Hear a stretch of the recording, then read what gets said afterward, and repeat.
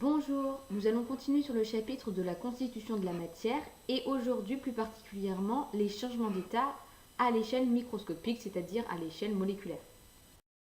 Tout d'abord, un petit rappel sur les différents changements d'état. Nous avons l'état solide, l'état liquide et l'état gazeux. Pour changer d'état entre le solide et le liquide, nous appelons ça la fusion. Quand le liquide devient gazeux, nous appelons ça la vaporisation. Nous pouvons aussi aller dans le sens inverse et un gaz peut devenir liquide. Nous appelons ça la liquéfaction. Puis, un liquide peut devenir solide. Nous appelons ça la solidification. Directement, nous pouvons aussi passer de l'état solide à l'état gazeux. Cela s'appelle la sublimation. Ou alors passer de l'état gazeux à l'état solide et cela s'appelle la condensation. Commençons par l'échelle macroscopique, c'est-à-dire à notre échelle et ce que nous voyons. Donc voici différents états de l'eau avec un apport d'énergie thermique. Les états se succèdent. Donc tout d'abord nous avons l'eau sous forme de glace, puis en chauffant nous obtenons l'eau sous forme liquide et en chauffant encore plus nous avons l'eau sous forme vapeur. Maintenant passons à l'échelle microscopique, c'est-à-dire à l'échelle moléculaire. Nous avons vu dans la vidéo précédente qu'à l'état solide, les molécules sont très liées. En chauffant, nous leur donnons un apport d'énergie qui provoque leurs agitations.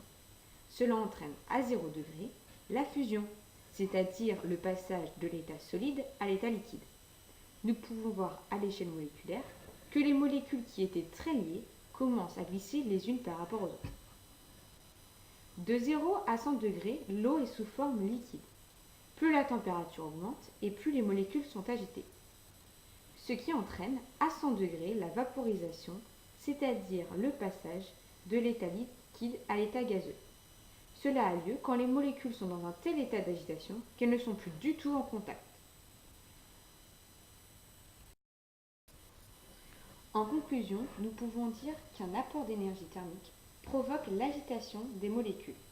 Leur disposition dans l'espace se modifie et peut conduire à un autre état, c'est-à-dire à un changement d'état. Et la masse dans tout ça? Malgré l'agitation des molécules, leur nombre reste le même. En effet, voici une modélisation avec des triangles bleus. Sous forme solide, il y en a 14.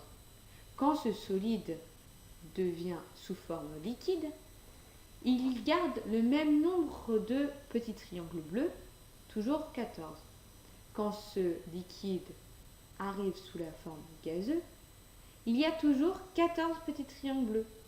On peut dire que la masse se conserve lors d'un changement d'état, puisque le nombre de molécules reste le même.